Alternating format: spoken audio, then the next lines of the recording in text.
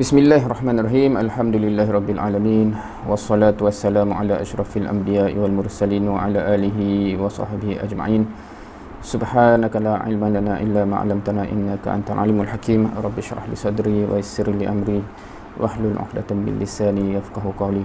Untuk malam ni tajuk yang diberikan adalah risalah ila ayyi syai' nad'un nas. Risalah ila ayyi syai'in nad'un nas. Kalau dia translate sebiji dengan bahasa asal tu ialah kepada apa kita menyeru manusia ataupun kepada apa benda kami menyeru manusia. Tapi biasanya ditranslate secara konteks, jadi ke mana kita menyeru. Sebab biasanya orang menggunakan dalam bahasa kita lah ke mana, tetapi ke mana tu dah menunjukkan direction. Tapi kat sini kalau bahasa asalnya kepada apa benda sebenarnya yang kita bawa ni, yang kita menyeru. Ala kulli hal, as long as kita faham tajuk ni sebenarnya gambarannya nak menceritakan apa, insyaAllah. So far daripada respon daripada 12 yang dah menjawab soalan pertama ni at least, nak mengandaikan at least separuh daripada peserta ni belum pernah lah dengar, dan ada yang tak pasti, tapi ada juga yang dah pernah. So insyaAllah ni satu kebukuhan lah. Anda akan teruskan ke tengok soalan seterusnya. So kat sini just nak belum dapat gambaran sejauh mana familiar dengan setiap item ini. So ni soalan tu, familiar tak dengan Hasan al-Banna? Kenapa kita tanya nama ni? Kerana dia terkait langsung dengan apa yang kita nak cover ni lah, kan? Dan juga Ikhwan Muslimin kerana dia terkait dengan Hasan al-Banna tu, dan juga himpunan risalah dan risalah-risalah dalam himpunan tu. Lebih dari separuh kenal Hasan al-Banna. Lagi ramai yang kenal Ikhwan Muslimin berbanding Hasan al-Banna. Okay. Himpunan risalah majority familiar. Risalah ini majority tak familiar. Risalah ila ayyi syai' nad'un nas, ataupun sebab ni dalam bahasa Arab actually ila ayyi syai' nad'un nas ni adalah risalah yang kita nak cover malam ni lah, kepada apa kita menyeru manusia. Risalah dakwatuna lebih ramai yang familiar. Ila syabab kurang. Okay, interesting. Risalah maksurat majority familiar. Walaupun risalah maksurat ni ada ceritanya lah, sebab rasanya kebanyakan kita mungkin familiar dengan maksurat maksurat yang kita baca tu. Risalah tu bila anda survey ramai yang tak pernah buka sebenarnya risalah. Sebab risalah tu satu portion kecil daripada risalah maksurat adalah maksurat yang kita biasa baca tu. Dia bukan wazifah. Salah satu chapter dia adalah wazifah. Yang kita baca tu wazifah kan, wazifah ataupun wazifah sughra. Wazifah kubra, wazifah sughra tu wazifah, which is satu portion kecil dalam risalah al-maksurat. So siapa yang tak pernah tahu boleh buka lah. Dalam himpunan risalah ada salah satu risalah maksurat. So dia ceritalah dalilnya bla bla bla. Salah satunya wazifah untuk pagi petang tu. Okey, insya-Allah. Jazakumullah khairan katsiran bagi anda respon. Seterusnya kita pergi soalan yang seterusnya. Sekiranya ada persoalan yang tersimpan ataupun bermain di kepala berkenaan dengan hal 7 dakwah ini. Sebab tajuk dia berkenaan dengan dakwah lebih sekalian, kepada apa kita menyeru manusia. Bila kita kata menyeru tu konteks dakwah lah tu kan. Literally kalau kita translate dakwah tu apa, da'a kan, mengajak dan menyeru tu samalah. Sebab da'i ni, dakwah ni bukan mengajar, bukan mengutuk, mengkondem apatah lagi, dia mengajak. Dan tajuk ni pun pasal mengajak lah. Kita mengajak ke mana kan, kita mengajak kepada apa. So maklumat dakwah yang ingin dicapai. Okey, so sekiranya ada teruskan yang lain yang masih menjawab soalan 1, 2, 3 teruskan. Tapi atas faktor masa anda akan kena proceed lah. Tapi teruskan masukkan jawapan supaya nanti kalau kita sempat kita tengok balik untuk ni dakwah yang lembut tapi tegas. Itu pandangan ke tu Okey. Now, untuk malam ni kita akan cover tajuk ini, which is salah satu risalah daripada risalah al-Banna. Dan kalau kita tengok overview, apakah chapter-chapter ataupun sub-chapter yang terangkum dalam risalah ini. Mula-mula dia ada pendahuluan, kemudian masuk kepada tajuk matlamat hidup menurut Al-Quran, dibincangkan topik itu. Seterusnya misi IM, kat sini saya guna short form lah. Ikhwan Muslimin tu IM, ataupun IM tu short form untuk Ikhwan Muslimin. Misi IM, reality IM dalam menggalas misi tersebut. Kemudian worldview IM terhadap sumber-sumber, prinsip-prinsip, konsep-konsep, kaedah-kaedah dan seterusnya yang ada, yang wujud. Seterusnya, dari mana kita bermula, seterusnya jalan yang panjang namun satu-satunya jalan, dan akhirnya kisah pembentukan sebuah umat. Okay. So ini adalah semua chapter-chapter yang terkandung dalam risalah ila ayyi syai'in nad'un nas, ataupun risalah kepada apa kita menyeru manusia. So kita akan cover benda-benda ni. Cumanya dalam realiti malam ni tak pasti sebenarnya kita betul ke kita target sampai pukul 10. So risalah-risalah macam ni normal time yang biasa dia bentang biasanya at least 2 jam. So untuk dikompreskan tu satu cabaran lah. InsyaAllah kita akan cuba sebaik mungkin, tetapi macam gambar ni lah kita akan sedikit rushing. So mungkin approach ni akan kurang menghuraikan, kita macam rush through all the points. Hopefully still dapat untuk grasp point-point penting.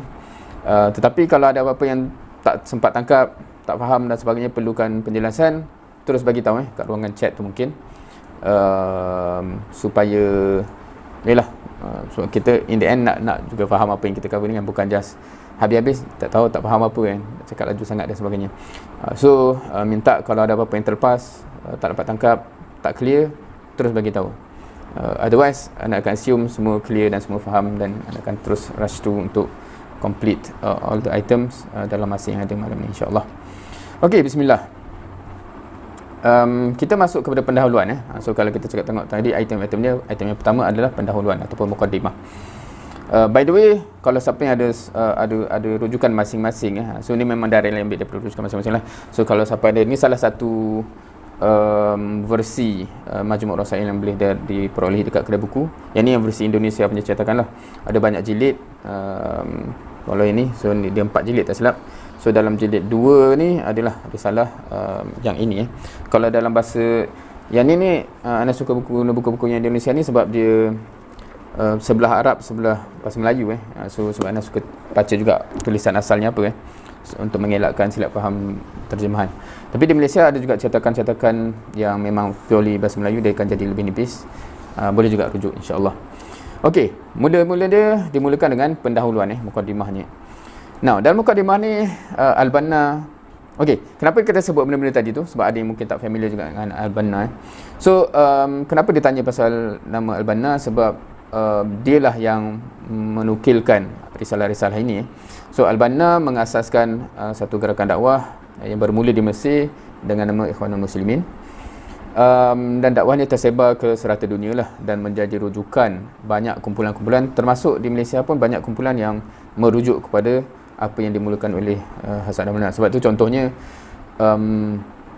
Al-Maksurat tu lah kan, sampai ke banyak SBP pun guna Maksurat tu, dan kadang-kadang kalau kita beli buku Maksurat tu ada nama Al-Banna kat bawah tu kan.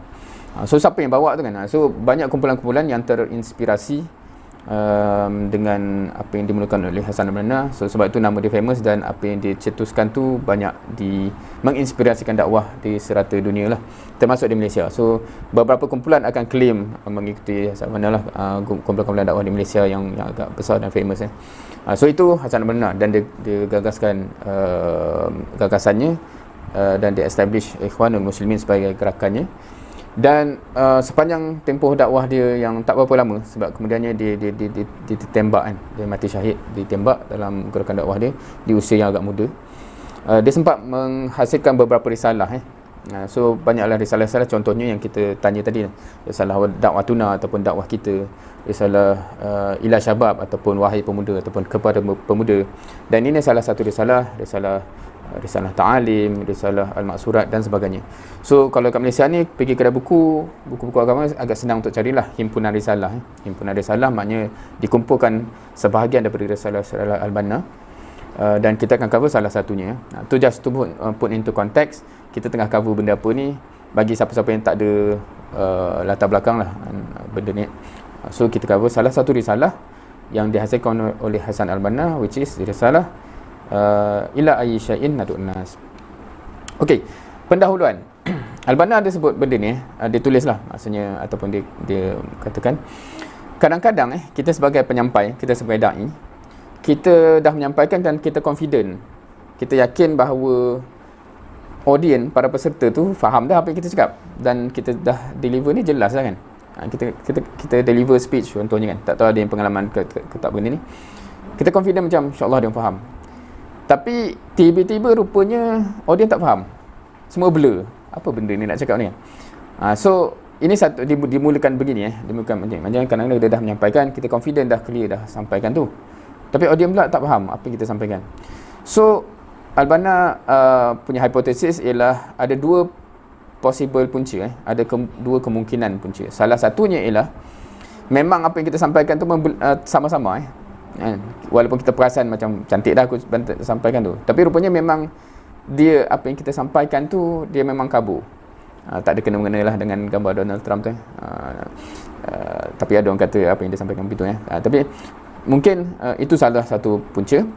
Salah satu lagi ialah mungkin kita sampaikan tu jelas dah sebenarnya, tapi neraca kita sebagai penyampai dengan neraca pendengar amatlah berbeza, menyebabkan memang tak match neraca tu dan memang tak boleh faham kan. Itik bercakap dengan ayam, itik dengan worldview itik, ayam dengan worldview ayam. So walaupun itik rasa dia cerita tu jelas dah bagi itik, tapi bagi ayam apa benda tu kan. So mungkin begitu mungkin begitu. Dan kita akan bincangkan sedikit beginilah sebab kenapa Al-Banna mulakan dekat sini, sebab dia nak make sure orang boleh faham lah apa yang nak disampaikan. So punca tak faham tu boleh jadi salah satu daripada dua ni, dan Al-Banna menegaskan dia akan make sure dua-dua ni settle lah. So dari sebab itu okey, dalam slide ni pun akan guna short form ini Ishab ni short form bagi Imam Syahid Hasan Al-Banna, Ishab. So untuk muatkan tu banyak guna short form So Imam Syahid Hasan Al-Banna bila dia nak terangkan dakwah ikhwan muslimin tu, apa tujuan-tujuan dia, apa sasaran dia, apa metod dia, apa sarannya dan sebagainya. So Al-Banna kata kita akan establish apa bahasa Melayu kita akan clearkan, kita akan setuju dulu neraca apa yang kita sebagai neraca panduan kita bersama saya guna neraca ni dan anda guna neraca ni juga. Baru kita boleh cakap dengan neraca yang sama, dan kita akan cakap neraca sama. So apakah neraca kita? Sebab Al-Banna address ataupun bercakap dengan orang Muslim di Mesir tu so for sure semua orang boleh terima inilah neraca kita. Bila kita nak bercakap ni, kita kena agree, kita bercakap atas neraca yang sama dan neraca kita Al-Quran. Saya akan bercakap berdasarkan Al-Quran, anda akan menerima berdasarkan Al-Quran. Boleh terima tak? Boleh setuju tak? First itu Kalau dia kata tak nak, saya nak berdasarkan benda lain dan kita tak boleh nak start bincang lah, sebab kita akan bercakap berdasarkan Quran, dia tak nak terima Quran contohnya kan. So macam ni kita nak ada titik pertemuan. So itu.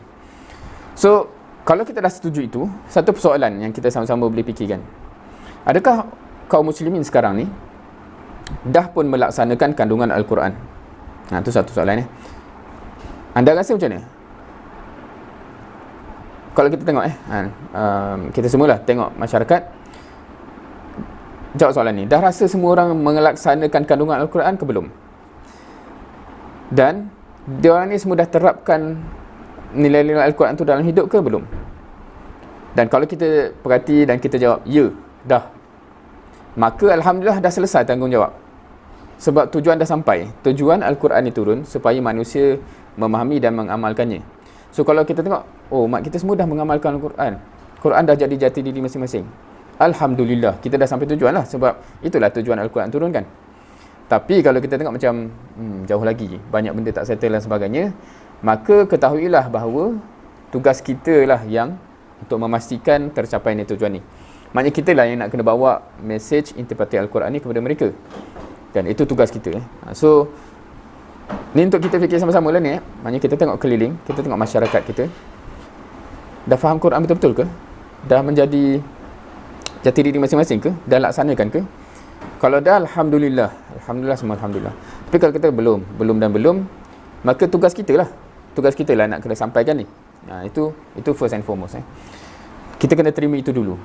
So sebab kalau kita lepas-lepas ni apa yang kita nak cerita, bagi orang yang tak nak terima ini tugas dia, kenapa tugas aku pula? Kan tugas ustaz contohnya, kan tugas apa-apa yang lain, dan tak gunalah kita nak bincang seterusnya. So first jawab itu dulu Harapnya semua masing-masing dapat jawab soalan ni lah. Dan kalau kita tengok dalam Al-Quran sendiri, kalau kita lihat Al-Quran ada sebut apa-apa tak pasal tujuan hidup manusia hidup untuk apa ini anak akan just listkan ayat apa dan apa point dia, dan masing-masing boleh refer balik nak snapshot ke, nak apa semuanya tu boleh, nak catat ke, supaya tengok ayat tu sendiri. Tapi atas faktor masa, anda akan just go through based on ayat surah Muhammad ayat 12. Allah Subhanahu Wa Taala ada sebut bahawa ada manusia ni yang tujuan dia basically nak makan dan berseronok je. Ada manusia yang begitu. Itulah paksi kehidupan dia, cari makan berseronok. Surah Ali Imran ayat 14, Allah sebut ada pula manusia yang dia memang paksi hidup dia adalah mencari perhiasan-perhiasan dunia, kesenangan-kesenangan dunia. Itu dia. Itulah dia punya paksi kehidupan dia, tujuan dia. Dalam surah Al-Baqarah ayat 204 hingga 205 pula ialah ni lagi satu masalah. Ada pula manusia yang paksi kehidupan dia memang merosakkan. Memang dia nak merosakkan, memang dia nak buat kerosakan Dan dalam surah Al-Hajj ayat 77 hingga 78 Allah sebut ada pula manusia yang paksi dia adalah untuk memimpin manusia kepada kebenaran dan menerangi seluruh alam dengan cahaya Islam. Okay, so basically ini 4 tujuan-tujuan kehidupan yang Allah ada sebut. Hakikat bahawa ada manusia yang hidup untuk ni, ada manusia yang hidup untuk ni dalam Al-Quran Dan sepatutnya kita boleh jawab sendirilah. Sepatutnya tujuan hidup kita yang mana satu daripada 4 jenis tujuan kehidupan yang Allah ada mention secara terang dalam Al-Quran. So obviously inilah sepatutnya menjadi tujuan hidup kita. Manusia yang memimpin manusia kepada kebenaran dan menerangi seluruh alam ni dengan cahaya Islam. Okay, rasa semua boleh terima insyaAllah Now, bila kita fokus kepada yang keempat ni, sebab kita of course ada manusia di luar sana yang sebab Allah pun sebut ada manusia yang memang hidup dia makan berseronok, ada yang mencari kesenangan dunia, hiasan dunia, dan ada juga yang nampak gaya macam memang dia tak lain tak bukan nak buat kerosakan. Dan kita sepatutnya adalah orang-orang yang Allah describe sebagai orang yang memimpin manusia kepada kebenaran dan menerangi alam ni dengan cahaya Islam.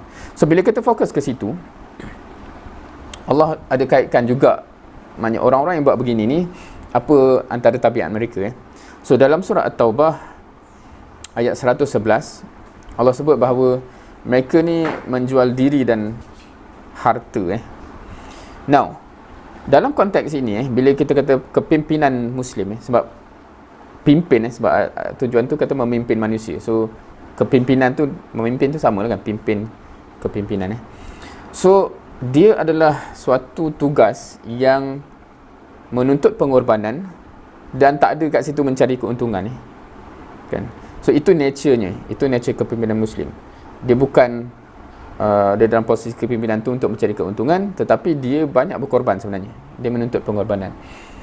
So balik pada soalan tadi, ini adalah tuntutan-tuntutan Al-Quran. So sejauh mana kaum muslimin telah pun memahami maksud Al-Quran sebegini kan? So itu satu soalan. First kita tanya untuk diri kita sendiri, kita dah faham macam ni ke? Dan kita dah amalkan ke? Dan seterusnya kita extend kepada orang di sekeliling kita dan manusia seluruhnya. Adakah dia orang dah faham sebegini? Itu satu soalan besar Nah, bila kita pergi kepada realiti umat Islam, kita pun sebenarnya boleh perhatikanlah, dan Al-Banna sebut benda ni puluhan tahun dulu lagi kan. Dan disebut macam mana cakap, bila kita melihat realiti umat Islam ni, adakah kita telah memahami tujuan yang disebutkan tadi tu sehingga jiwa menjadi mulia, terbebas daripada hambatan dunia dan memang berjuang menegakkan kalimah Allah? Ataupun benda lain lah kan? Adakah kita dah jadi begitu? Maksudnya melihat keadaan umat ni, kita memahami sungguh itulah tadi tujuan kita, memimpin manusia, menerangi alam dengan cahaya Islam, sehingga benda tu menyebabkan jiwa kita terbebas, jadi mulia dan tak teringin sangat lagi lah hambatan-hambatan dunia ni kan. Sebab kita sentiasa berjuang untuk menegakkan kalimah Allah. Ataupun sebaliknya kan? Ataupun kita pun nak join sekali, na'udzubillah kan. So ni disebutkanlah mereka puas dengan angan-angan dan merasa telah mendapat untung. Mereka claim telah selami laut perjuangan tapi tak basah oleh air.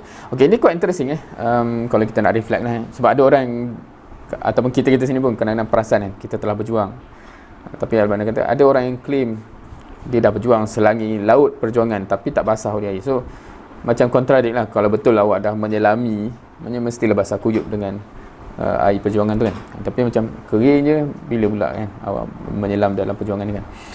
Sungguh benar sabda Rasul sallallahu alaihi wasallam, celakalah hamba dinar, celakalah hamba dirham, celakalah hamba selimut. Nauzubillah, semoga kita tidak tergolong dalam golongan itulah. Semoga kita tidak tergolong dalam golongan yang di refer sebagai hamba dinar, hamba dirham, hamba selimut. Nauzubillah.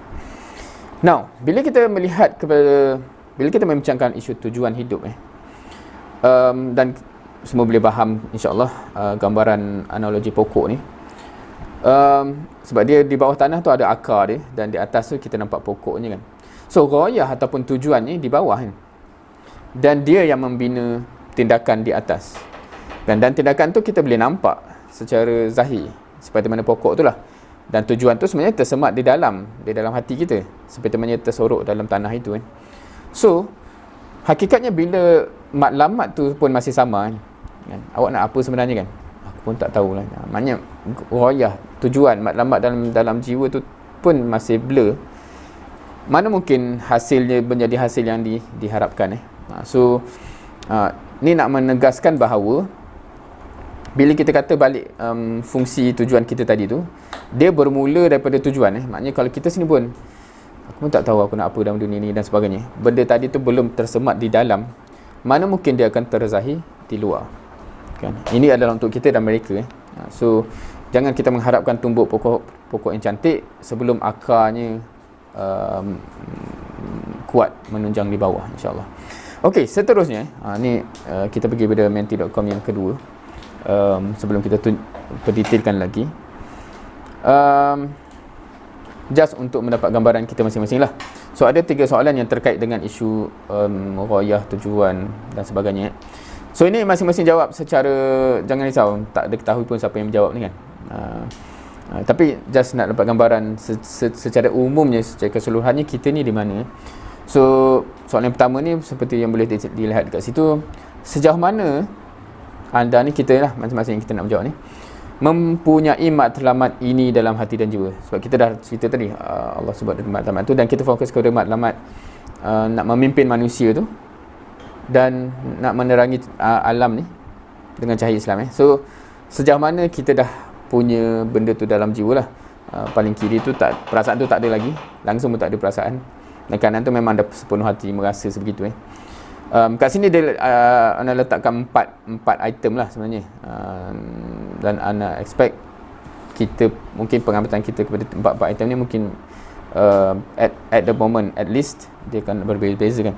So yang pertama tu adalah ingin berjaya melaksanakan tuntutan ubudiyah. Nah, yang dua ni adalah jawapan skema. Kalau kita tanya murid-murid kita apa tujuan hidup, biasanya ni dua jawapan skema dia kan, ubudiyah dan khalifah ataupun beribadah lah atas kan.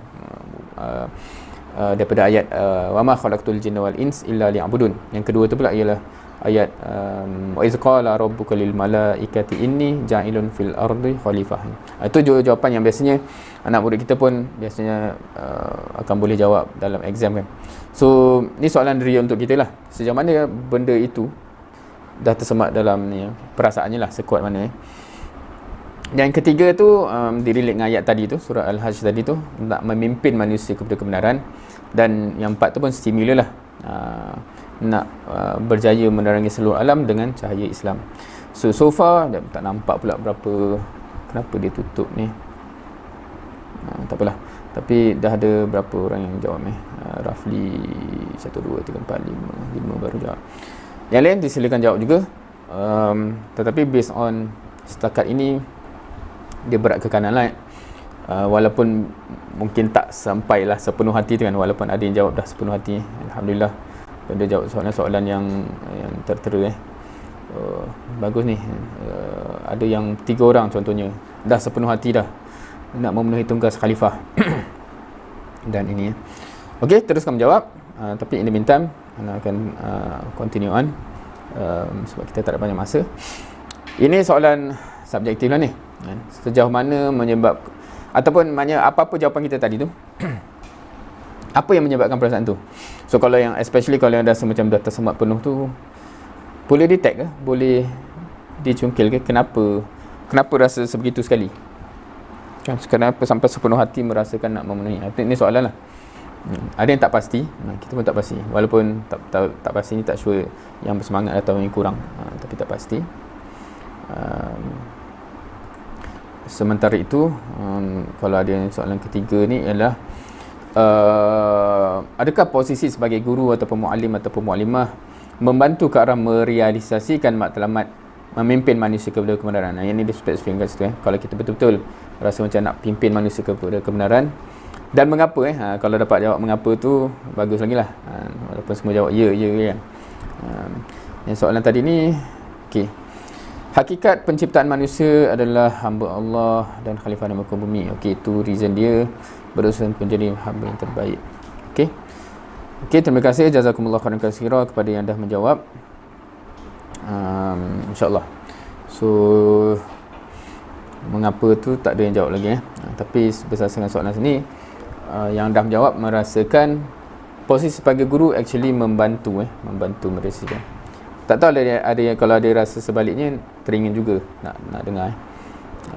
Okey, akan teruskan dulu sebab itu setakat ini itu jawapan-jawapan yang ada. Mana mouse? Okey, dalam kita cerita benda ni tadi, tujuan hidup ni, inilah dipendekkan cerita, bila Al-Banna mengatakan misi inilah yang ikhwan, maknanya dia dan ikhwan nak sampaikan kepada seluruh umat, sehingga umat ini benar-benar faham dan bergegas untuk laksanakan. So kalau kita nak faham aspirasi Al-Banna, kenapa dia tubuhkan ikhwan, apa yang dia sibuk-sibuk sangat nak buat kerja, buat usaha dia ni kan, kerana itu maknanya dia nak supaya umat Islam sampai faham betul itu misi dia orang, dan bukan sekadar itu bergegas laksanakan. That's the interesting point bila kita bincang. Kalau siapa yang familiar dengan approach Al-Banna ni, biasanya aspek ini yang biasanya dia kata benda yang sebelum tu dah banyak dah, kompleks Islam ni banyak dah, cumanya dia macam contohnya kalau kita pergi ke kuliah-kuliah masjid apa semua kan, maknanya kefahaman tu kadang-kadang cuba disebarkan dah, tapi orang yang cuba conditionkan umat ni supaya buat yang tu biasanya ada lacking yang agak besar. So ikhwan tidak mereka-reka misi mereka sendiri, malah misinya tak bukan adalah yang jelas daripada Quran dan hadis dan daripada amalan para sahabat. So tu nak katanya vision dan mission mereka tu bukanlah diorang pergi reka-reka sendiri kan, daripada Quran, daripada hadis dan daripada amalan para sahabat sendiri. Dan mereka nak supaya semua umat Islam faham benda tadi tu. Mereka ada misi, mereka ada tujuan, mereka ada function yang besar, dan mereka actually bergegas untuk melaksanakannya. Now, bila dah establish benda tu, dan Al-Banna pergi pula kepada topik yang seterusnya ialah menjawab soalan-soalan yang orang lontarkan kepada IM. So nak put in context, bila Al-Banna, sebab kita tak anda tak terangkan background sangat dalam ni sebab kita tak sempat, tapi secara umum, sebab Al-Banna dia bila dimulakan dakwahnya dan kemudian sampai tertubuhnya Ikhwan Muslimin, satunya itu bukanlah pertubuhan ataupun gerakan Islam yang pertama yang muncul. Plus juga dekat situ dah ada Al-Azhar dah pun kan, di Mesir, di Kairah dah ada Al-Azhar dah pun, yang memang tertubuh lama dah pun. So dia menimbulkan persoalan lah bila dia establish, dan kemudian dia membesar dengan pesat dan over the years orang dah mula tertanya-tanya bila dia dah jadi satu gerakan yang dominan, dia ni apa ni, set-set apa ni kan sebenarnya kan, dia nak apa sebenarnya, dan ada soalan-soalan yang akan dijawab dekat sini. So ini agak kontekstual kepada soalan-soalan yang directly ditanya kepada Ikhwan. So anda akan pergi secara sejarah laju lah, hopefully insyaAllah. Yang pertama ialah dari mana dana kan, dia orang dapat duit di mana ni. Dan bagi kalau kita dah pernah buat usaha-usaha yang tertentu di mana-mana, apa atas kapasiti apa-apa, level mana-mana pun, kita akan perasan semua projek-projek ni perlu duit. Kita nak buat anak-anak murid kita trip pergi tengok muzium ke apa pun perlu duit dan sebagainya kan. Contoh ataupun nak buat program kepimpinan, apa-apa sajalah, paling kurang duit untuk makan kan. Dan apatah lagi kalau projek-projek yang besar. Soal Ikhwan ni dia punya projek semua besar-besar di serata Mesir dalam masyarakat dan sebagainya. So memang orang tanya, dari mana dia dapat duit ni kan? Sebab memang menimbulkan persoalan, dan benda yang berlaku tu tak logik bagi kebanyakan manusia. Sekejap, mana mesti ada funding di sebalik ni kan. Macam mana dia boleh buat macam-macam kerja ni yang begitu besar kalau tak ada duit So ini jawapan Abang okay, first kita listkan dulu soalan-soalan tu satu soalan. Soalan kedua ialah, Ikhwan ni ada ambition politik kot ni dia ni ada kepentingan politik ke ni? Tu satu soalan juga.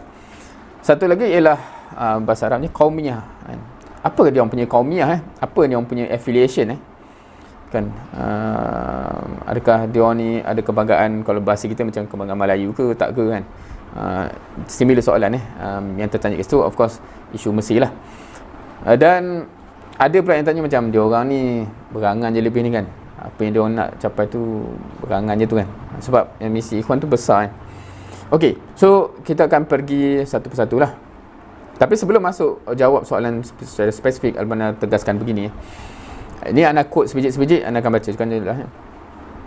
Saudara-saudara kami yang kami cintai sepenuh hati, kami wakafkan segenap potensi, harta dan jiwa kami untuk kebaikan dunia dan akhirat mereka. Bahkan kami melebur dalam tujuan tersebut. Ayat dia sebenarnya panjang lagi, tapi Ana just quote beberapa portion Ini menggambarkan sebenarnya niat dia orang tu apa Maksudnya bila dia berusaha kepada kaum muslimin yang lain, memang mereka mewakafkan apa saja kita punya duit, kita punya potensi apa untuk dia orang, untuk kebaikan dunia dan akhirat dia orang, bukan untuk kepentingan kita sendiri. Pemuda-pemuda Ikhwan Muslimin yang bergadang ketika orang lain tidur, gelisah di saat orang lain terlelap, ia menjadikan pendapatannya sebagai pendapatan jamaahnya, nafkahnya sebagai nafkah jamaahnya, hartanya sebagai pelayan bagi tujuannya. Ini dia nak lead kepada soalan yang pertama tadilah. Nak katanya orang-orang pemuda-pemuda dalam gerakan dakwah ini, income dia orang tu memang untuk dakwah. Macam itulah gambarannya. Now, so bawa balik kepada soalan tu kan, orang tertanya, orang tanya, dari mana dia orang dapat duit ni? Sebenarnya kita punya dakwah di Malaysia pun, kalau kita dengar cerita-cerita syuyuh pun kadang-kadang orang tanya juga kan, macam mana dia orang boleh ada pejabat macam ni macam mana? So sebab mesti ada duit tu datang somewhere kan. So soalan yang sama juga dia tanya ketika Albana start dakwah di Mesir. Now, dia tegaskan dakwah diniyah ni dia bertumpu kepada keimanan sebelum harta, bertumpu kepada akidah sebelum kekayaan. So semuanya bermula dari dalam. Okey, maka kalau dah tersedia benda dalaman tu, maknanya kalau tersedialah mukmin yang sebenar-benar mukmin, insya-Allah akan tersedia kejayaan, wasilah kejayaan di alam yang nyata yang orang akan nampak. Dan satu slogan yang mungkin kita biasa pernah dengar, ataupun sebahagian daripada kita mungkin pernah dengar, sundukuna juyubuna. Kalau pernah dengar lah, sundukuna juyubuna. Ataupun apa tabung kita, tabung kita lah, kalau kita kata tabung kita ni adalah kocek-kocek kita, poket-poket kita. Boleh faham kan? Tak tahulah sekarang ni masih ada orang bercakap begini ke tak. Kalau Ikhwan memang lah, tapi kalau kita cakap di sekeliling kita atau kita ni, siapa yang sanggup cakap macam ni? Maknanya tabung dakwah kita tu adalah poket kita. So maksudnya kalau orang celup tabung dakwah tu celup poket kita lah sebenarnya. Maksudnya begitu. Maknanya apa yang dalam poket aku ni adalah tabung dakwah lah. So itu dia punya message, dan itu adalah amalan mereka kan. Apa saja yang dalam poket kami ni semua adalah tabung dakwah So begitu. Kerana itu mereka boleh berkembang yang pesat lah. Okey, kedua, berkenaan dengan politik pula So adakah IM ni politikus? Ni bahasa-bahasa Indonesia ada kepentingan politik ke tidak? So Al-Mana menegaskan, Quran di tangan kanan kami, sunnah di tangan kiri kami, dan jejak salafus soleh adalah qudwah kami. Kami seru kepada Islam, ajaran-ajaran Islam, hukum-hukum Islam. Itu kerja kami. Maknanya kami pegang Quran dan sunnah dan ikut tunjuk tauladan daripada salafus soleh. Dan kita bawa kepada Islam, kita bawa kepada ajaran Islam, hukum hakam Islam. Kalau orang nak label itu adalah politik, nak buat macam mana, itulah politik kami kan. So begitu dia jawab begitu saja. Maknanya dia tak kalau panjang lah. Maknanya kalau orang nak label apa yang kita buat ni politik, nak buat macam mana, politik dia. Tapi kita orang jelas, yang kita bawa adalah Quran, sunnah, ikut salafus soleh So kalau orang nak label apa benda, nak buat macam mana So begitu jawapannya. Kemudian qaumiyah IM dia orang ni ada nasab. Faham ke kalau buat nasab ni? Dia orang ni menisbahkan diri dia dengan apa kan, affiliation dia apa So Al-Bana sebut kita merasakan bangsa kita adalah bangsa Islam, dan nasab dan afiliasi kita ni kepada Allah Subhanahu Wa Taala. Dan dibawa beberapa quote daripada salafus soleh. Janganlah memanggilku selain dengan hai hambanya ataupun hamba Allah, sebab panggilan itulah semulia-mulia namaku. Ayahku Islam, aku tidak punya ayah selainnya. Jika mereka bangga dengan Qais atau Tamim. Okey, siapa pernah dengar Bani Qais, Bani Tamim? Bani Tamim ni setengah kat Malaysia ni cerita lain pula jadinya kan. Tapi ni cerita orang Arab dulu awal-awal dulu kan, sebab kan dia orang ada kebanggaan dengan asabiah mereka masing-masing. Of course ini sebab kalau kita faham background orang Arab ketika itu kan dia banyak berpuisi dan sebagainya. So bila dia cakap ayahku Islam, aku tak ada punya ayah selain itu tu, bukanlah maksudnya dia tak ada ayah kandung tu, tapi nak katanya affiliation dia ialah Allah dan Islam above everything else. So quite interesting cara Al-Banna jawab biasanya begini dia tak banyak kita ni, tapi dia jawab macam Al-Quran cakap macam tu. So dia macam menunjukkan se-obviousnya, macam kalau Al-Quran cakap macam tu, aku macam tu lah kan? Aku tak ada lain daripada Al-Quran kan? Aku tak lain daripada sunnah Nabi dan sebagainya. So jawapan dia selalu bersifat begitu macam kau ni macam ni, mana ada Quran cakap macam tu. Dia jawab agak quite interesting cara menjawab itu. Okey, nasab dan afiliasi kepada Allah itu adalah kehormatan yang tertinggi dan sumber kekuatan yang terbesar, dan kebangsaan dan afiliasi yang universal. Maksudnya mana-mana serata dunia orang yang menganggap Islam Allah tu begitu, afiliasi begitu, itulah yang memberi kehormatan yang paling tinggi, itulah sumber kekuatan yang paling tinggi pun, dan dia universal. Sebab tu kita anda teringat masa zaman SPM dulu, contoh jawapan yang nak jawab dalam exam bila ditanya apakah hikmah haji, kita kata kesatuan umat Islam bersatu, tak kisah bangsa dan sebagainya. Kemudian masa anda pergi umrah, baru anda perasan rupanya tu jawab apa nak kata jawab atas angin lah tu kan. Sebab bila kita duduk orang Melayu juga kan, tak campur pula, tak berkenalan dengan orang lain. So dia satu teori, satu hal, really kita satu hal.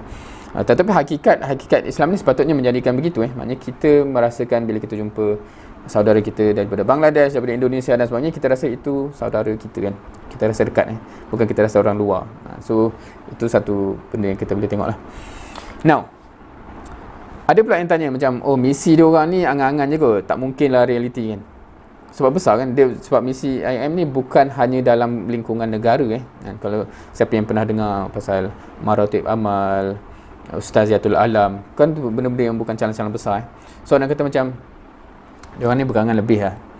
So apa yang kami sampaikan, Al-Banna sebut, apa yang kami sampaikan telah difahami daripada generasi pertama lagi daripada Quran, sejak pertama kali diturunkan kepada mereka. So maknanya dari awal Al-Quran ni diturunkan, itulah kefahaman umat Islam kan. Dia bukan faham kita kat kampung kita dan semua. Memang dia faham ayat Quran tu dari awal bercakap pasal An-Nas kan, semua manusia atas muka bumi ni perlu dikesani oleh Al-Quran ni dari awal. Rasul SAW ketika dilantik dari Nabi umur 40 tahun di Mekah tu pun misinya terus turun untuk satu alam bukan hanya untuk kaum Quraisy, semenanjung Arab dan sebagainya. So Al-Banna kata kan dari awal Islam macam tu, kenapa pula tiba-tiba sekarang ni kata macam tak yalah fikir jauh-jauh sangat dan sebagainya. Akidah ikhwan adalah akidah yang kami hidup dengannya, mati kerananya dan sebagainya. So ni dia tegaskan sebab akidah Islam memang dari begitu dari awal. Unfortunately sekarang dia dah jadi maknanya kita somehow dah jadi berbeza. Tapi nak katanya keimanan akidah kita ni hidup, dan hidup kerana yang akidah yang asal tu sebab tu kita jadi gini. So ini satu muhasabah untuk kita lah. Kalau kita masih berfikir yang amat kecil dan sebagainya, kat mana disconnect tu sebab Al-Quran tak pernah cakap benda-benda yang kecil kan. Bukan tak pernah cakap benda kecil, maknanya mission dia sentiasa besar-besar Now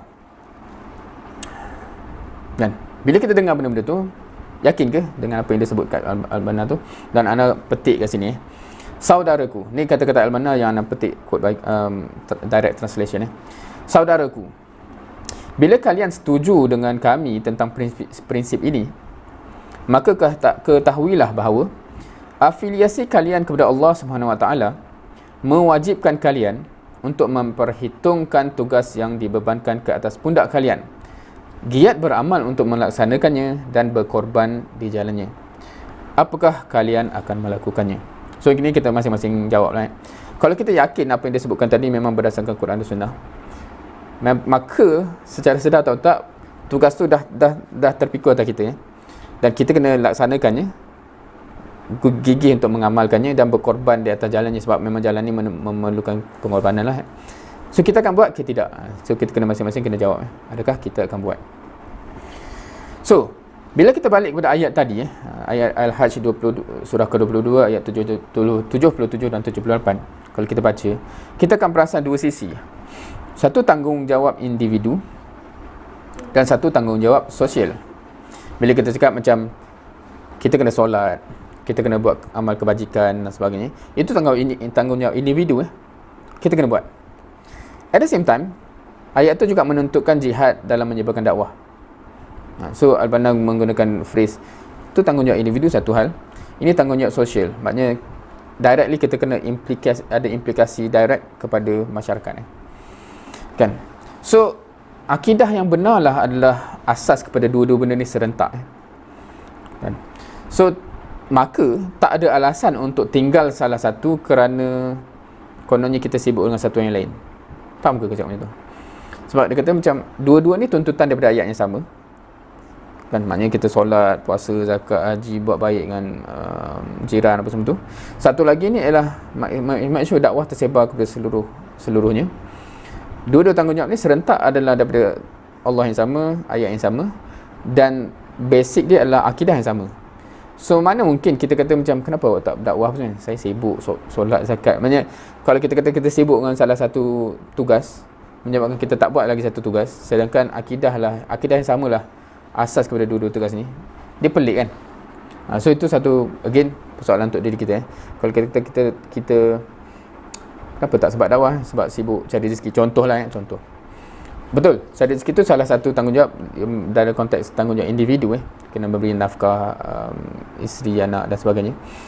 Itu tanggungjawab kita. Tapi tanggungjawab ini pun tanggungjawab juga daripada Tuhan yang sama, daripada Quran yang sama, kan? So kenapa kita macam mana kita boleh kata kita buat satu dan tinggal satu, dan kat situlah konsep ini yang mungkin kita biasa dengar, dan memang para sahabat menunjukkan hakikatnya. Ruhbanun bil lail, fursanun bin nahar, ataupun rahib di malam hari, dan pejuang atau sehingga di siang harinya. So maknanya begitu, nature-nya para pejuang dalam Islam ni jadi gitu kerana itulah dua-dua sisi yang perlu ada. Now ada lagi masa 20 ni. Okey, kita pergi yang ketiga. Sejauh mana kita yakin bahawa tugas ni tugas kita? Ni sejujurnya anda tertanyalah, dan dia boleh jawab sejujurnya. Kalau dia memang tak convince mana-mana satu ni tugas kita, boleh nyatakan sedemikianlah. Kalau kita kata memang tugas kita ni bukan tugas kita umum, tugas kita me personally, adakah terpikul atas bahawa aku juga, kan?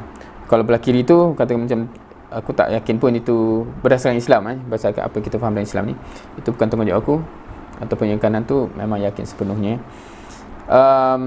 Satu, kalau tanggungjawab solat, puasa, buat baik kepada ibu bapa dan sebagainya, anda mengharapkan semua yakin sepenuhnya lah yang tu, kalau ada yang pun tak yakin betul ke sebenarnya kita kena solat, puasa ni, wallahualam, boleh jawab seterusnya tanggungjawab menyebarkan dakwah Islam, sebab memang ramai Muslim sebenarnya tak rasa benda tu jatuh kat bahu dia.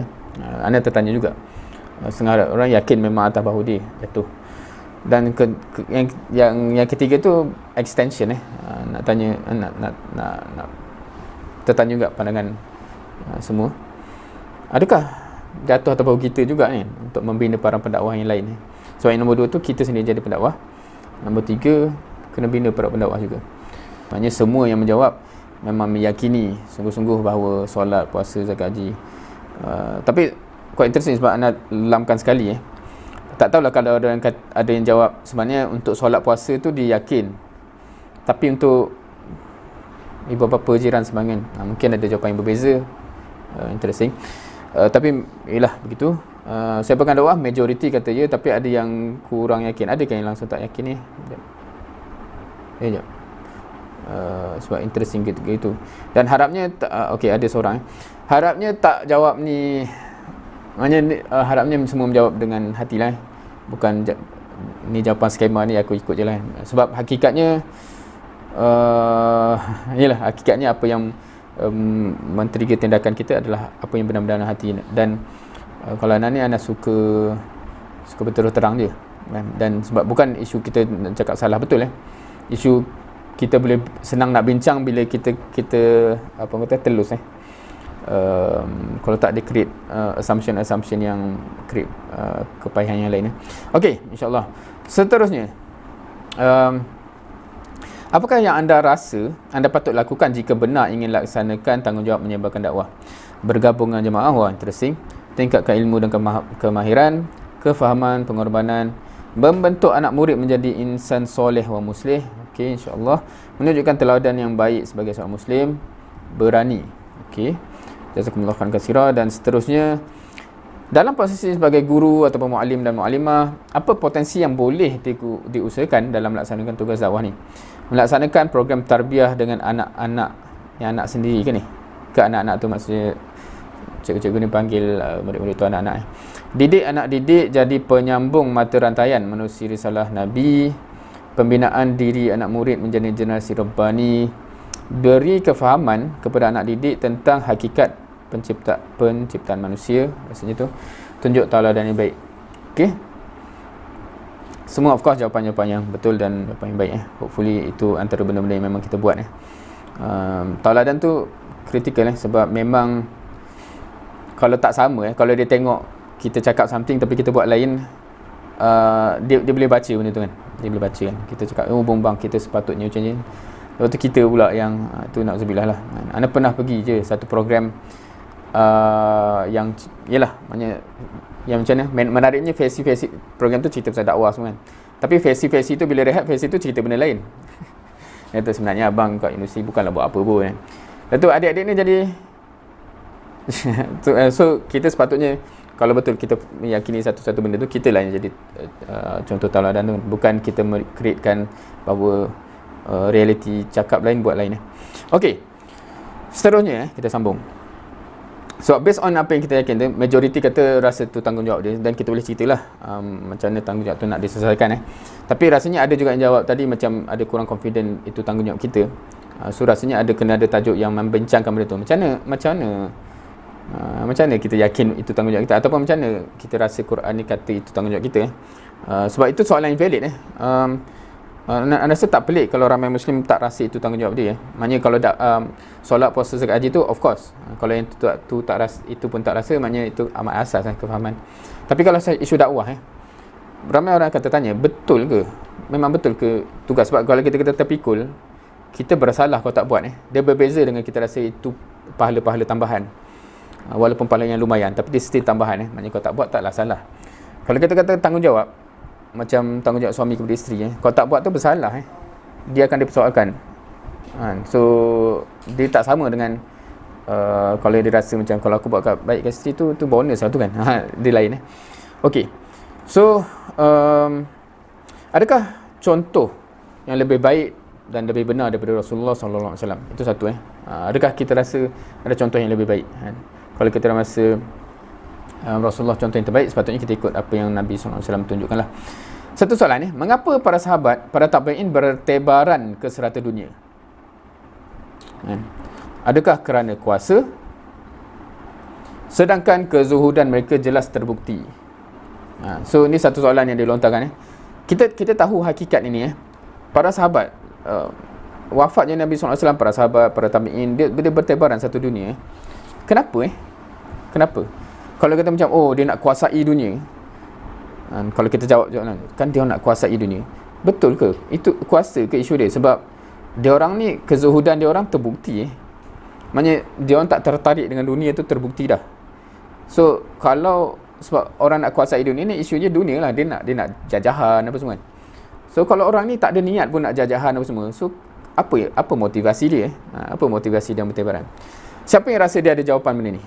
Kalau tak jawab tak apa, tapi siapa yang rasa macam bila dia rasa macam itulah sebabnya kan. Sebab kalau kita tak pernah fikir dan tak pernah macam kenapa dia malah anak sebab anak rasa kalau orang kita dia tak akan jadi begini baik-baik orang kita pun. Sebab apa? Contoh siapa tahu berapa besar ganjaran solat di Masjidil Haram? Dan berapa besar ganjaran, berapa kali ganda ganjaran solat di Masjid Nabawi. Kita tahu hadis tu kan? Kan ganjaran ni punya banyak. Based on logic kita, kalau kita dah di Mekah ataupun di Madinah, buat apalah kita pergi sampai ke China, ke Rom, Parsi dan sebagainya. Apatah lagi dulu nak balik pun bukan naik flight sekejap je, lama, dan memang kalau tinggal tu mungkin tak ada peluang dah nak solat balik kat Masjidil Haram, Masjidil Nabawi kan. Tak kerugi. Siapa pernah fikir soalan ni? Bila baca hadis tentang ganjaran berapa banyak kali gandanya solat di Masjidil Haram setiap waktu pula tu kan. Berjemaah kata berapa kali ganda. Tak rasa rugi ke keluar tinggalkan Mekah? Siapa pernah fikir soalan ni dan siapa pernah jawab? Dan telah jumpa jawapan Sebab ni soalan yang penting kita nak faham kenapa sahabat je gitu Kalau aku tak keluar lah, aku akan mati kat Mekah tu je. Rugi juga keluar. Maknanya ganjaran solat yang banyak-banyak tu kan. Tapi mereka faham lain kan. So itu yang kita nak faham. Maknanya dia faham. Sebab dia isu apa Isu pahala satu hal, isu tanggungjawab satu hal, betul tak? Maknanya kalau kita kejar pahala banyak, Alhamdulillah, bagus, memang kita kena kejar. Tapi kalau kita tambah pahala dalam keadaan kita fail dengan tanggungjawab, contohnya kita berzikir dapat pahala kan, dan ada zikir yang banyak pahala, tapi kita tinggal solat tu tanggungjawab dia still fail. Maknanya tak ada faedah tambah pahala, tapi tugas yang Allah akan tanya, kau buat tak tugas ni? Tak buat. So mereka memahami dakwah tu tugas, so itu pahala yang besar. Tapi tugas tak buat, apa faedah tambah pahala? Dia ada logik begitu sebab tu mereka bertebaran. Sebab itu tugas dia. Kalau orang tu tak dapat Islam, aku kena tanya dengan Allah. Kita fikir macam tu tak? Kita fikir macam tu tak? So that's where kefahaman itu perlu ada. Kefahaman yang asas dari awal lagi, yang sekarang ni dah hilang. Ramai orang kejar pahala dalam keadaan tinggal tanggungjawab. Itu yang menyedihkan. Ramai orang semua pergi umrah, pergi haji, Alhamdulillah bagus pahala yang banyak dan sebagainya, bagi sedekah pahala banyak, tapi tanggungjawab tak buat pun. So kita jangan tegah dia buat pahala tu, baguslah. Tapi tanggungjawab tu ramai orang tak perasan dia tengah mengabaikan tanggungjawab yang akan ditanya. Ini adalah kalau kita biasa dengan kupasan ini ayat pertengahan surah Al-Baqarah yang menegaskan tugas syahadatul haq. Kalau Al-Maududi dia kupas panjang benda ni kan. Syuhada 'alan nas kan. A'udzubillahi minasyaitonir rajim. Wa kadzalika ja'alnakum ummatan wasata litakunu syuhada 'alan nas wa yakuna rasulun 'alaikum syahida. So kalau kita pernah dengar kupasan ayat ini, jelas termaktub apa tanggungjawab kita yang menyebabkan kita terpaksa keluar macam itu Sebab selagi mana dia orang boleh kata tak ada orang pun sampaikan Islam, kita masih berdosa. Now, so balik kepada ayat ni. So ni just ni surah Al-Hujurat ayat 15. A'udzubillahi minasyaitonir rajim. Innamal mu'minuna allazina amanu billahi wa rasulih summa lam yartabu wa jahadu bi amwalihim wa anfusihim fi sabilillah ulaika humus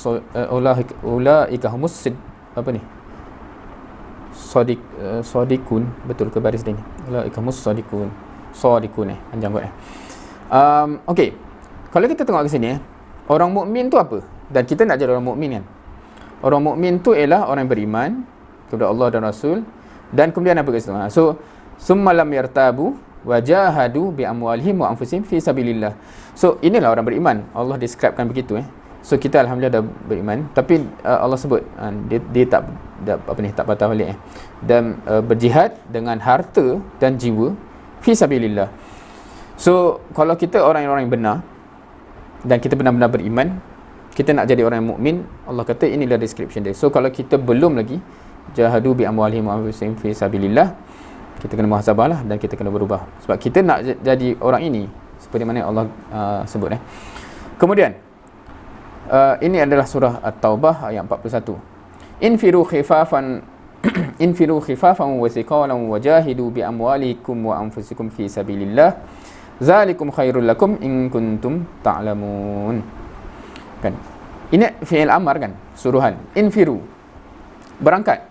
Khifafan wa thiqala. Kau rasa ringan ke, kau rasa berat ke, tuntutan dia berangkat juga. Wajahidu bi amwalikum wa anfusikum fi sabilillah. So ini semua gambaran-gambaran yang sebenarnya termaktub. Kalau kita cover lagi banyak ayat, lagi banyaklah yang again and again menjurus kepada conclusion yang sama. Kita ada tugas beyond solat, puasa, zakat, haji itulah. So sebab ini semua surah-surah direct Melainkan kalau kata macam jap ni kena kat sahabat je, apa kena kat kita pula. Itu Tu quite interesting cara berfikir. Tapi mungkin ada yang masih berfikir tu, kita kena bincang. Mungkin malam ni tak sempat bincang panjang, tapi kena ada sesi lah dalam usrah ke, yang kata masih di sekolah dan sebagainya. Make sure perbincangan tu berlaku supaya kita lumat kefahaman-kefahaman asas yang dapat dalam Quran ini. Now, kita tinggal berapa minit ni? Ada slide ni banyak lagi ni. Okey. Kewajipan ini memerlukan jiwa yang beriman dan hati yang sejahtera. Maka berusahalah untuk kukuhkan keimanan, kebersihan dada kalian. Biasanya that is the biggest struggle. Kalau keimanan kita punya pudar dan luntur, biasanya susah nak cerita benda-benda ni. Sebab dia heavy. Dia amat heavy.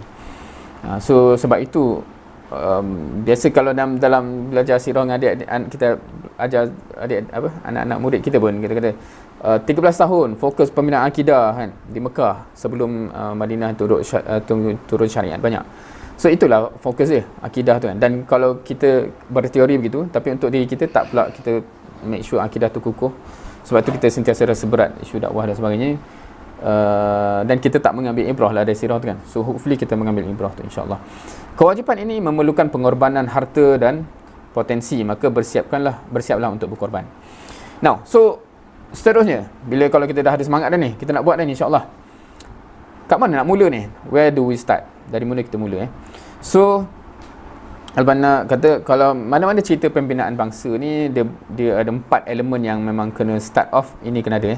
Satu, himmah aliyah. Semangat kena berkobar-kobar. Kedua, kesetiaan sejati. Memang kita akan setia dengan gagasan ini. Contohnya lah, pengorbanan yang agung. Pengorbanan bukan calang-calang.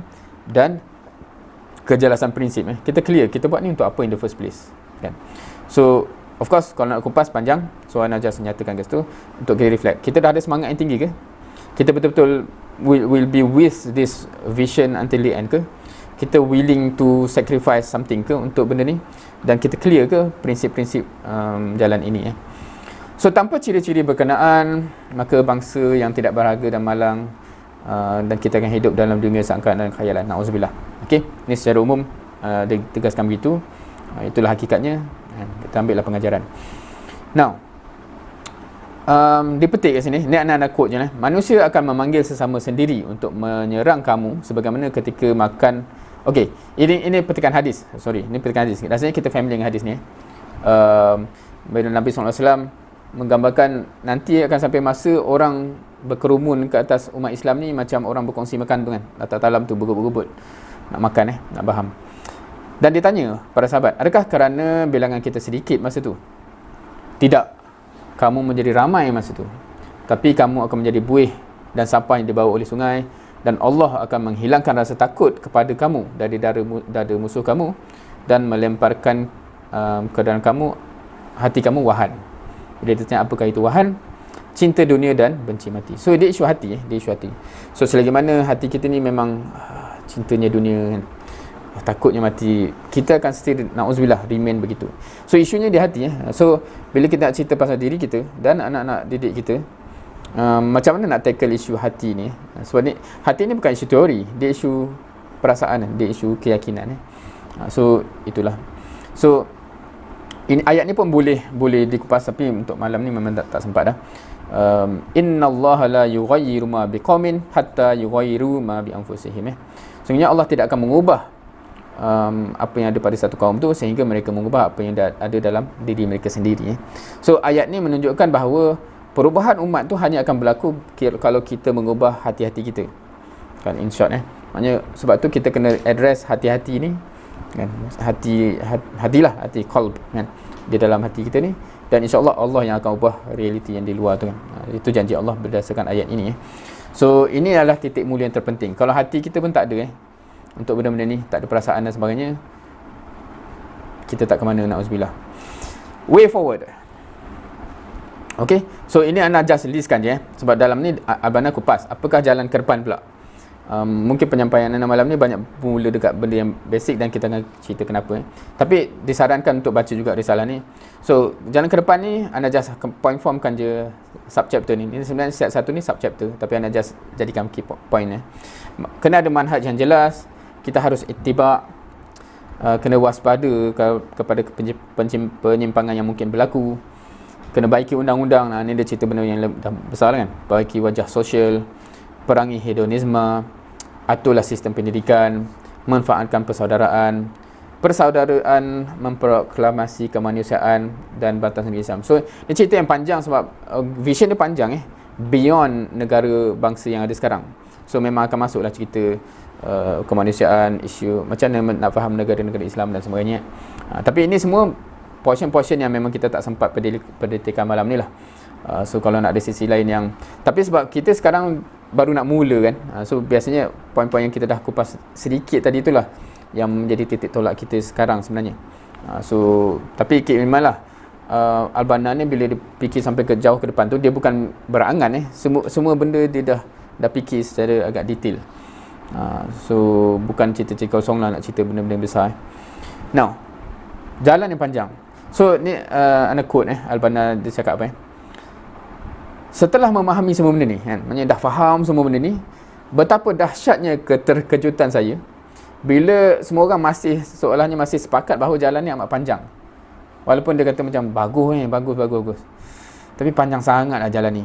So Al-Banna kata macam terkejut buruk. Macam kita contohnya kita dah bincang, dia bincang Islam menuntut kita buat benda ni. Semua kata okey, betul. Tapi panjang sangat lah jalan ni. So dia kata macam kenapa jadi gini kan? Sementara aliran-aliran pemikiran destruktif yang lain, yang destruktif tu amat mengalir deras. So macam mana nak yakinkan dia orang ni kan?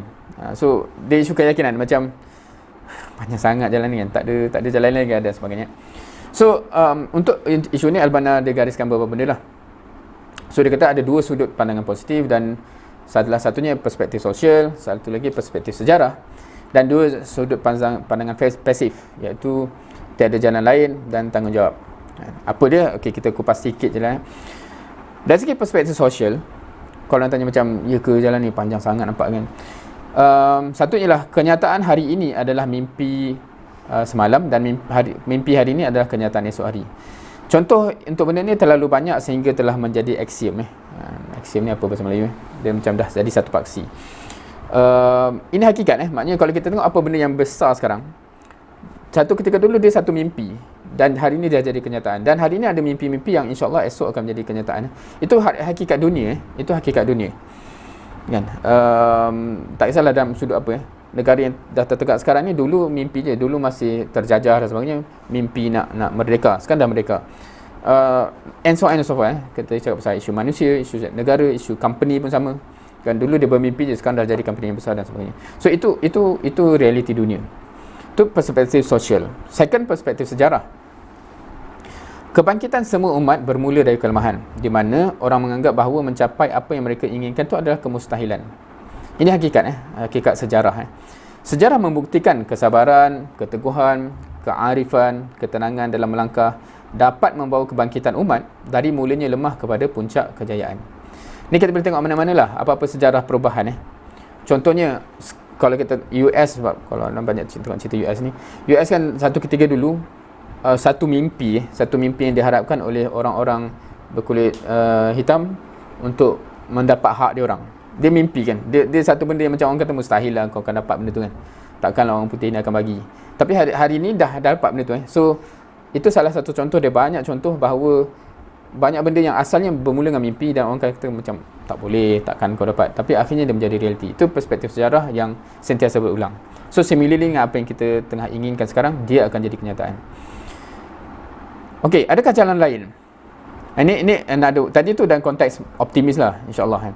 Tapi yang ni macam kalau kau rasa macam susah sangat pun, still adakah jalan lain? Kan?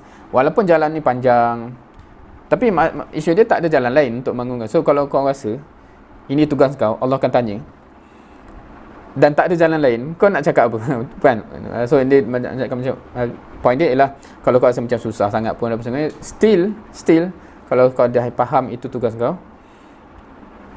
yalah begitu kan. Macam kalau kita rasa apa-apa lah, macam contohnya berat ni tugas sebagai suami, berat ni tugas sebagai ayah contohnya kan, tapi kena buat jugalah. Tak boleh nak cakap berat-berat, tak nak abaikan sahaja sebab benda tu kan dah dipertanggungjawabkan. Dan isu melepaskan tanggungjawab So ini dipetik daripada surah Al-A'raf ayat 164 hingga 165. Dan ingatlah ketika segolongan di antara mereka berkata, mengapa kamu menasihati kaum yang Allah akan binasakan mereka atau mengazab mereka dengan azab yang berat? So basically ada cerita kisah umat terdahulu yang mana ada orang buat kemungkaran, dan tu ada segolongan yang nak pergi nasihat, dan ada yang ketiga pula kata, korang ni kenapa nak nasihat diorang memang akan kena azab Allah punya tu kan. So orang-orang yang beri nasihat tu menjawab, ini adalah untuk lepaskan diri daripada bersalah kepada Tuhan kamu kan. Kita buat ni sebab apa? Supaya kita orang terlepas daripada tanggungjawab kita orang dah buat, dan supaya mereka bertakwa, dan hopefully still mereka bertakwa. Maka ketika mereka melupakan, tidak menghiraukan apa yang diperingatkan kepada mereka, kami selamatkan orang-orang yang melarang daripada perbuatan jahat itu, dan kami timpakan orang-orang yang zalim dengan azab seksa. So dalam kisah ni, end up dia adalah memang diazab juga orang tu sebab tak berubah, tapi Allah selamatkan orang yang bagi nasihat. So kat sini ada kupasan lah ayat ni. Yang jadi kat orang ketiga tu apa? Ramai yang kata dia azab sekali sebab dia tak bagi nasihat kan. So ini another perspektif lah. Maksudnya kalau pun akan karam kapal ni, macam ayat, kalau ayat amat-amat tak optimistik paling kurang aku selamat. Macam tu lah. Kalau aku buat dah, berdakwah dan sebagainya, kalau mereka still karam, Allah nak azab juga, aku akan diselamatkan berdasarkan ayat segini. Aku tak nak akan diazab sekali. Na'udzubillah. So begitu. Ada soalan ke? Angkat tangan ke ada terangkat tangan? Kalau ada boleh katakan, kalau tersilap anda terdekan dulu. Now, kemudian dia bawa di hujung yang ni pun anda tak kupas, anda just petik saja. Di hujung sekali risalah ni Al-Banna bawa kisah yang kita boleh jumpa dalam Quran, bagaimana prosesnya berlaku daripada lemah sampai akhirnya victorious, menang. So mula-mula episod lemah surah Al-Qasas ayat 36 ni boleh refer sendiri, boleh snapshot ayat-ayat ni kalau nak tengok. Allah cerita bagaimana memang bermula from zero lah episod lemah. Kemudiannya episod kepimpinan dalam surah Asy-Syu'ara ayat 22 kan, bagaimana Nabi Musa tu sendiri mula dengan kepimpinan dia untuk membawa Bani Israel ketika itu kan, untuk rise above. Kemudian episod pertembungan, dan kita tahu, of course Fir'aun pun tahu ni, dan pertembungan tu berlaku. Boleh tengok surah Al-A'raf ayat 127 hingga 128. Kemudian episod keimanan, surah Taha ayat 72 dan 73.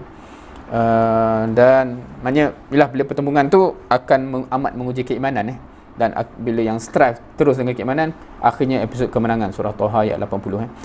Inilah episodnya. Dan memang nak katanya Allah pun cerita memang dalam sejarah lampau dulu begitulah juga rumusnya.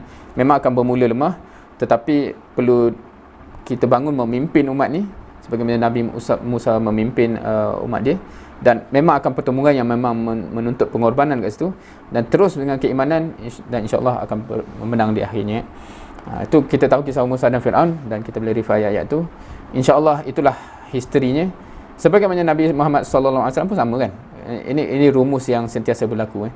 Memula dengan lemah, dan kemudian kepimpinan tu, dan berlaku pertemuan. Kalau kita tengok sirah Rasul sallallahu alaihi wasallam, Madinah ni memang pertemuan yang ni, sehingga keimanan dan seterusnya. Keimanan tu rasanya kalau dalam sirah kita boleh tengok perjanjian Hudaibiyah punya episod kan. Itu that is the climax.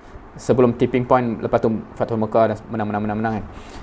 Itu ujian keimanan yang paling besar di perjanjian Hudaibiyah kan. Kalau kita dah tahu kisah tu, tahulah kan, maknanya rumus ni sama je, perjalanan ni sama. Kita sekarang kat mana kan? So boleh tengok dan boleh reflect lah. Maknanya optimis, insya-Allah kemenangan akan datang, cuma bila sahajalah. Kita sempat tak sempat tu wallahu alam untuk tengok, tapi ia akan datang. Now at the end of the day, so ni dah risalah dah habis, dan beberapa ni mungkin kita akan terlajak masa sikit, minta maaf, tapi untuk reflect on our position so tinggal beberapa slide saja. At the end of the day, kita kena realize kita hidup kat dunia ni tak lama ni, lupa dah kenapa ada gambar ni. Tapi kalau kita bayangkan satu mata wallahualam, sepanjang pandemik dan sebagainya, mungkin ada orang-orang yang kita kenal pun yang telah pun pergi, Allah panggil balik. Kita nak macam mana sebenarnya bila kita dah dipanggil kembali, kita dah masuk ke dalam kubur dan sebagainya, bila kita tengok balik kan, yalah, maknanya kita flashback lah kalau kita bayangkan begitu. Kita buat pilihan apa? Sebab hakikatnya sekarang, even after dengar benda-benda macam ni, kita sentiasa ada pilihan tau. Kita nak laksanakan ke, kita nak lupakan ke, dan sebagainya. Dan kalau kita bayangkan ke depan, bila kita dipanggil oleh Allah, kita dah masuk alam kubur dan sebagainya, apakah yang kita harapkan kita buat sekarang? Itu yang kita kena fikir. Adakah kita kan insyaAllah tak apa je, okey je, kalau kita tak buat apa sekarang, kita lupakan semua benda ni, kita akan still okey dalam kubur tu ke, ataupun kita akan menyesal tak sudah. So that's a critical point to think, so that setiap saat dalam hidup ni kita akan buat keputusan untuk apa-apa yang kita nak buat. Setiap hari kita buat keputusan yang banyak. So sentiasa fikir ke depan tu, adakah kita akan menyesal dengan keputusan yang kita buat sekarang. Make sure kita sentiasa buat keputusan yang menyebabkan kita tak akan menyesal lah. That's the key point. So antara benda yang paling menyesal adalah bila kita tak buat tanggungjawab. Itu tanggungjawab daripada yang basic, solat, puasa, zakat, haji, kepada tanggungjawab yang besar-besar ni lah. Itu semua tanggungjawab kita. Kita buatlah sebaik mungkin, insyaAllah.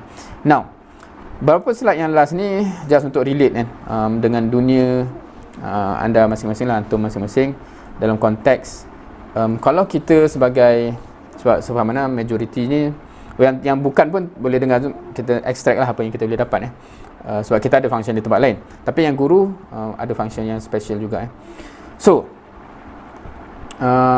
ni just gambar yang anda jumpa, yang nak cari apa gambar sekolah ke apa Now, ada typo sikit.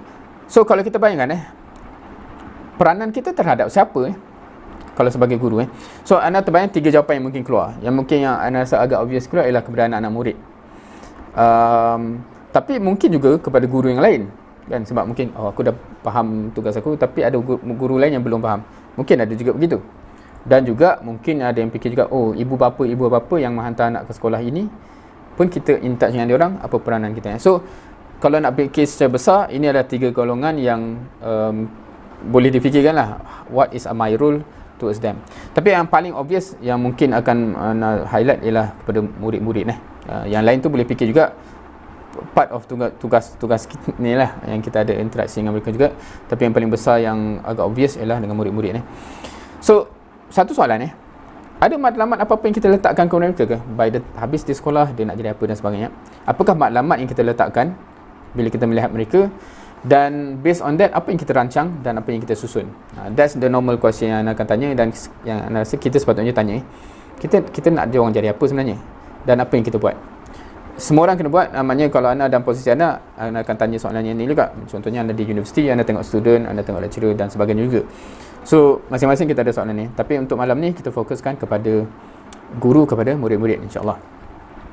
Kalau kita tengok kepada pembentukan para pelajar kita kena realise dia masih di sekolah mungkin, tapi dia akan pergi ke IPT dan akhirnya menjadi masyarakat di Malaysia kalau Malaysia lah, ataupun masyarakat secara umum Now, kenapa anda highlight benda ni? Sebab benda ni penting untuk kita faham proses ni. Sebab bila kita faham benda ni, apakah matlamat kita dan apa yang dirancang disusun. Sebab setiap tempat ni ada nature dia.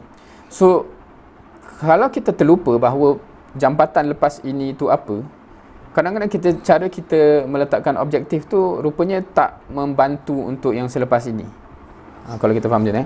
Maksudnya yang paling sayang ialah kalau kita spend time dengan adik-adik tu kat sini, bila dia pergi ke sini rupanya apa yang kita bagi tu tak membantu dia untuk hidup di sini. Contoh secara umum. So ni nak bagi contoh benda-benda yang boleh kita consider untuk dipikir-pikirkan. Malam ni macam melontar sajalah, kalau sebab macam ni pun dah pukul 10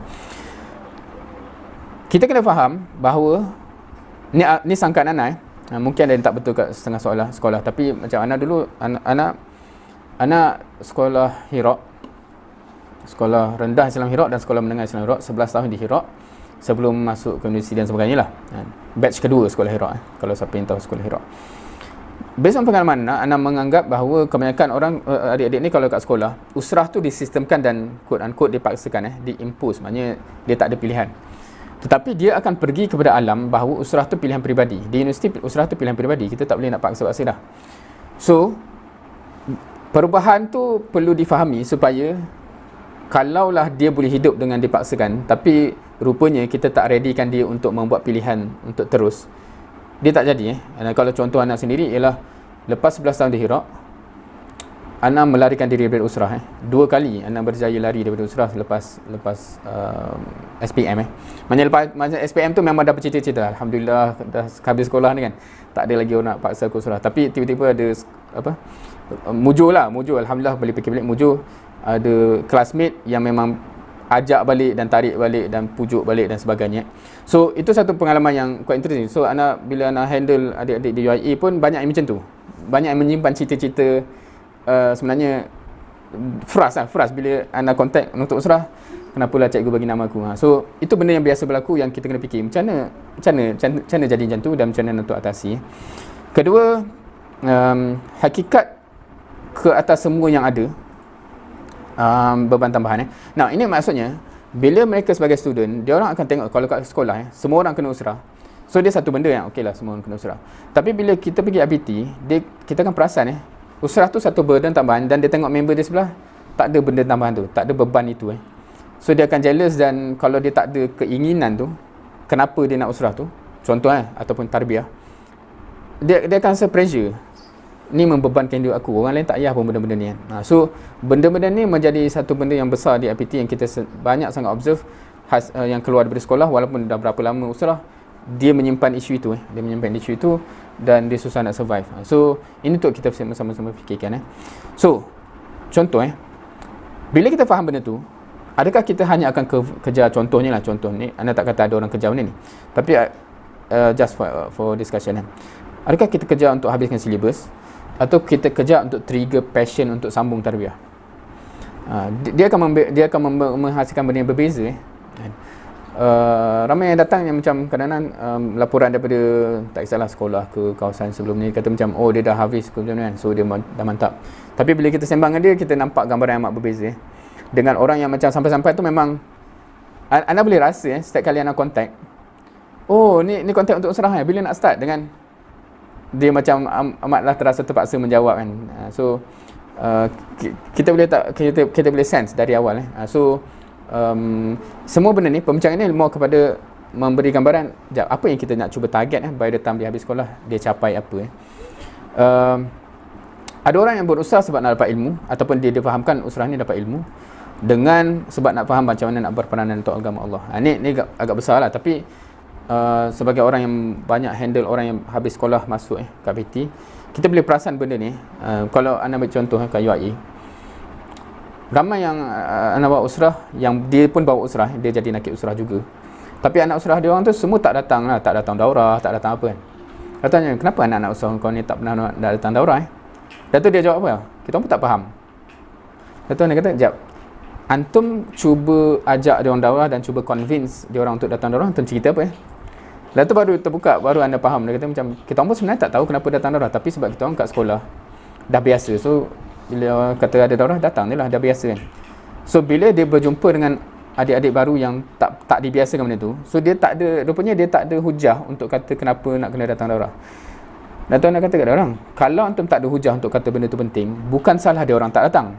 Betul tak? Maksudnya kalau kita pun orang kata jom pergi sana, apa kepentingan dia? Entah, bukan salah kita lah kita tak pergi, sebab dia gagal memberi jawapan yang jelas kenapa bagus penting pergi ataupun mengapa penting untuk pergi. So rupanya ramai orang yang dia boleh buat sebab dia dah terbiasa kat sekolah, tapi rupanya dia tak faham pun kenapa dia buat. So itu pun sayang juga. Dan dia akan teruji bila bendanya jadi berat. Contohnya bila waktu tu berat sikit nak datang, dia tak datang lah sebab dia tak ada reason, semuanya biasa free dia datang kan. Okey, itu antara benda-benda yang diharapkan boleh difikirkan supaya kita boleh tengok adik-adik ni hatinya di mana, perasaannya di mana, kefahamannya di mana, dan apakah semangat kita. Now, dalam melihat tarbiyah juga, ni satu benda yang quite interesting juga. Ramai kita, termasuk anak dulu dan sebagainya, kita terbayang benda-benda ini. Anak dah letak nombor ni. Kalau yang faham, yang tak faham tak apa. Tapi nak katanya, biasa kita nampak peningkatan dia dalam proses tarbiyah. So kita sering lihat dalam kacamata proses pembentukan, sebab nombor-nombor ni menggambarkan dia berkembang. Dia dibentuk. Cumanya kita kadang-kadang lupa bahawa dia bermula sebelum tu lagi. Kita terlupa untuk bahawa titik mula ialah pembinaan kemahuan untuk dibentuk. Kalau dia tak ada kemahuan, dia sebenarnya ready nak lari je satu, dan kedua sebenarnya proses tu kurang impact dia ataupun almost tak ada impact. So itu kita kena ready lah. So kadang-kadang kita skip proses membina kemahuan. Kalau nak buat cerita banyak lah. Contoh-contoh macam bila anda dapat adik-adik yang baru masuk IPT ni, yang ada perbezaan kemahuan yang ketara. So dia jadi kesian lah kalau adik tu macam dia rupanya dia tak ada kemahuan, dia lebih kepada terpaksa, tapi dia dah cover banyak benda so expectation kepada dia tu besar. Kan adik ni sepatutnya macam ni kan, tapi dia kemahuan pun rupanya tak ada lagi. Ni belum cakap kemahuan yang besar-besar, ni kita cakap kemahuan untuk terus di dalam sistem tarbiyah. Sebab dia tak pernah di-trigger perasaan untuk apa benda ni dan sebagainya. Now ni mungkin slide yang second last kot. Satu analogi yang nak dibawa anda realise benda ni bila anda tengok lagi masa di Perancis. Anda pernah bawa buat yalah, kita nak ajak adik-adik ni pergi join tarbiyah, join usrah. So kebetulan masa tu dia orang semua duduk dalam hostel hostel maknanya ada satu ada satu jalan tu apa dia panggil hallway tu, dan banyak bilik-bilik dekat ujung tu ada common kitchen So itu je lah tempat yang kita main kumpul. Semua kita ajak semua kumpul kat dapur So anda pun, kita orang ni jenis macam tu lah. Maknanya kita nak, sebab kat Perancis ni anak dulu banyak belajar macam mana nak maneuver dalam keadaan yang kita tak ada nama, kita tak apa, kita datang tiba-tiba nak ajak dia orang kan. So pergi ajak ke dapur, tiba-tiba keluar yang gulung whiteboard yang melekat kat dinding tu kan. Melekat lah tu, conteng lah, tong cerita. Dan last kali anak ajak usrah ajak usrah. Betul, ada satu respon yang anak teringat sampai sekarang, mungkin sampai mati pun teringat. Dia kata macam, bang, saya bukanlah tak pernah usrah, dulu dah pernah usrah dah kan. Tapi tak langsung tak macam apa yang abang cerita Kat situ baru anda realise rupanya ramai orang kat Malaysia ni dah pernah melalui quote-unquote usrah, tapi experience-nya amat berbeza dan masing-masing ada experience masing-masing dengan apa yang dipanggil usrah Nah, so anda rasa analogi ni agak interesting untuk kita fikirkan. Now, kalau kita kenal secret recipe, kita tahu, especially dulu sekarang macam-macam dah dia ni kan. Tapi kalau dulu anda kenal, sekarang pun masih dikenal dengan kek-kek dia. Kalau kita bayang ada secret recipe ni menghasilkan kek-kek yang sedap dan mungkin kita tahu apa raw material dia kan. Apa bahan-bahannya, tepung, gula, telur dan sebagainya. Dan dia ada proses dia. Apa-apalah proses dia kat belakang tu yang menghasilkan kek yang sedap tu kan. Now, kalau kita pun rasa macam wah, dia boleh buat ni kan. Kita pun datang bawa kita punya alat, proses kita, dan kita guna bahan mentah yang sama adakah hasilnya sama? Adakah hasilnya sama? Kalau nak memudahkan ni, anda dah tanya banyak-banyak ni, semua orang kata tak sama lah kan. Mungkin dia akan jadi benda lain, mungkin dia jadi donat goreng ke apa benda, tak tahu apa jadi kan, walaupun bahannya sama Now, kita kata okey, kita buat macam ni, kita tepek logo secret recipe kat situ, hasilnya sama tak? Still tak sama, betul tak? Point dia kat sini apa? Pointnya bukan pada nama just kerana yang atas ni namanya secret recipe, kat bawah ni kita tepek secret recipe, hasilnya mungkin jadi amat berbeza So similarly dengan tarbiyah, similarly dengan usrah, just kerana kita tepek nama dia usrah, tak menjanjikan hasilnya sama kan. Al-Banna mewujudkan sistem usrah tu, hasilnya bukan calang-calang.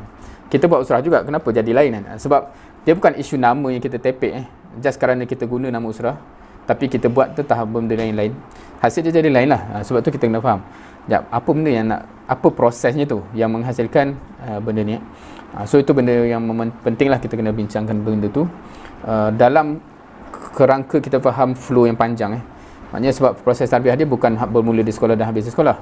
Dia banyaknya bermula di sekolah dan dia tak habis lah sebenarnya kan. Maknanya sambung ke IPT, sambung ke selepas tu masih ni. Dan anda rasa quite interesting kalau kita buat survey. Anda pernah buat survey di universiti. LKD pun anda buat survey masa program LKD. Rasa kalau yang tahu LKD, latihan kadar yang lepas SPM. Anda buat survey, adakah anda masih bercita-cita untuk ikut usrah kalau dah lepas grad universiti? Ramai yang kata tak nak. Ada yang satu jawapan tu paling menarik, dia kata macam haram tak nak, macam tu lah. Tapi sebab anda jadi terkejut sebab ini LKD, belum nak tanya budak-budak sekolah yang lain So quite interesting. Maksudnya kalau lah begitu, maksudnya memang dia tak nak bercita-cita untuk tak nak continue. So mungkin ada benda-benda yang kita boleh tambah baik di awal supaya dia bercita-cita, maknanya apakah yang dia anggap kita tengah lalui ini So itu. Dan anak tutup dengan ini, insya-Allah. Kebanyakan kita bila kita bincang-bincang benda ni, kita akan nampak halangan ni hurdle kan. Kita tahu hurdle, maknanya lari berhalangan Dan bila kita fikir macam ni, memang kita akan rasa stres dan sebagainya. sepatutnya kita nampak ini, kita nampak habuan di sebalik hurdle tu, yang menyebabkan kalau kita nampak dan kita tertumpu pada habuan tu dan kita halobanya nak kejar tu, kadang-kadang halangan tu kita tak perasan pun, kita langgar kan, ataupun kita tolak je lah dan sebagainya, sebab dia nampak kecil, sebab kita nampak benda tu besar. Islam turun begitu, betul tak? Maknanya dia bagi nampak syurga tu dulu dan neraka of course, sebelum dia cerita syariat. Halangan tu syariat lah, tak boleh makan ni, kena jaga ni, kena tutup aurat. Itu itu hurdle kan, cabaran. Dan tapi sebab dah nampak syurga tu, macam kalau gambaran ni duit kat belakang tu, so benda tu jadi kecil. So kita kena make sure kita dan kemudian by extension adik-adik kita tu, dia nampak yang besar, yang belakang tu, baru semua benda ni jadi kecil.